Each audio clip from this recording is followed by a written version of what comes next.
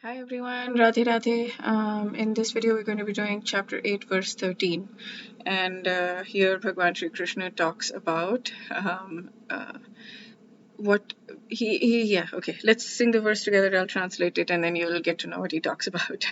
When I try to summarize it, I don't really manage to do a good job. So it's better to.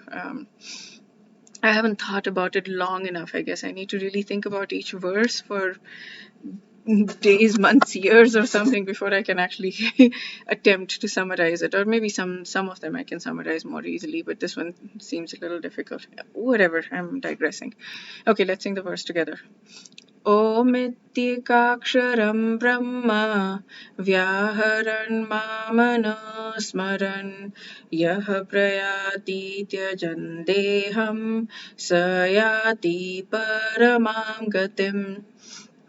Okay, what he's saying is, after being situated in this yoga practice and vibrating the sacred syllable Om, the supreme combination of the letters, if one thinks of me, Mam, he says, Krishna, and quits his body, he will certainly reach the spiritual planets.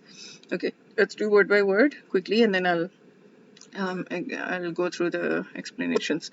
Okay, so Om, Omkara, the word Om, this one syllable, ek aksharam, Brahma absolute, Vyaharan vibrating, mim, mam anusmaran, remembering me, anusmaran, smaran is remembering, anyone who remembers me while chanting the word Om, and then we'll go there. Anyone who remembers me while chanting the one syllable word Om, um, prayati and leaves tyajan. Tyag is to leave, quit. When you leave this body, deham, he achieves paramam gatim, supreme destination. Paramam gatim. Okay. So anyone, okay, so the translation here is one who departs from the body while remembering me and chanting the syllable Om will attain the supreme goal. This is very specific, precise, clear translation, right? One who departs the body while remembering me and chanting the syllable Om will achieve the thing. So he's saying that now here Prabhupada is saying that the impersonal sound of Krishna is Om. Om, and Swami Mukundanand is also saying that the impersonalist Advaitic sound is Om. And Krishna, Hare Krishna contains Om, not just Krishna, I guess. Hare Krishna mantra contains Om. So if you're chanting this while quitting the body, then you don't need to chant Om. You can chant this. So the Gita does not talk about this Hare Krishna Maha Mantra anywhere. It talks about Om, but Hare Krishna contains Om, plus it is more. So for the personalist, there's innumerable other planets like Golok Vrindavan is the ultimate, and then Vaikunt and other things. And impersonalists remain in Brahmajyotir. So what he says here is there's something called Pranav. Pranav is the original sound, the primordial sound with which God first created space and then he created, like God first created sound. And in the Bible also it says the beginning was the Word and the Word was with God and the Word was God. So the creation was created by sound, by the word Om, and then it was the sound Om pervades the entire creation, which is imperishable and infinite like the God himself. This was all new to me.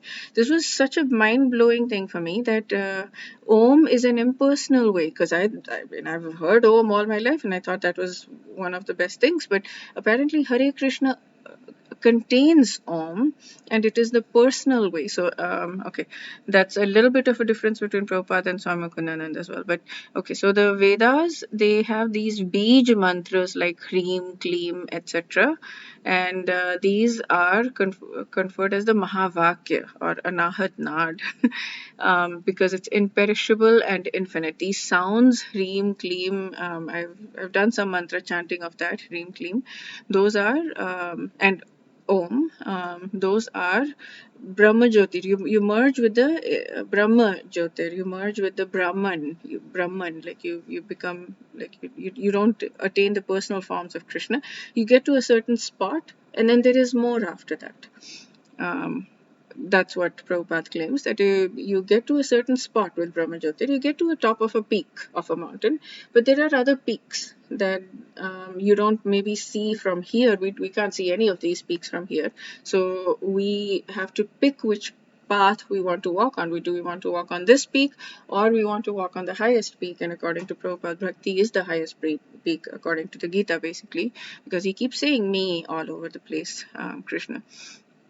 Okay, so the devotees who take path of bhakti yoga prefer to meditate on personal names, so Ram, Krishna, Shiva, etc. So he's talking about all of these names, and Prabhupada is very clearly only saying the Hare Krishna Mahamantra.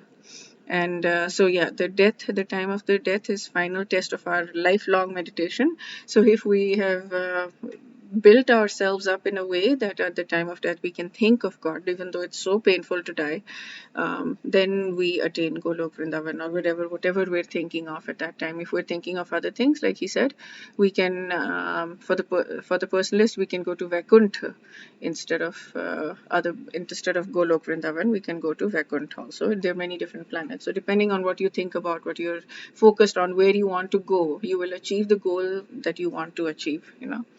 Okay, so that's it for this video. We'll do chapter 8, verse 14 in the next video. Wish you a day filled with spiritual growth. Radhe Radhe.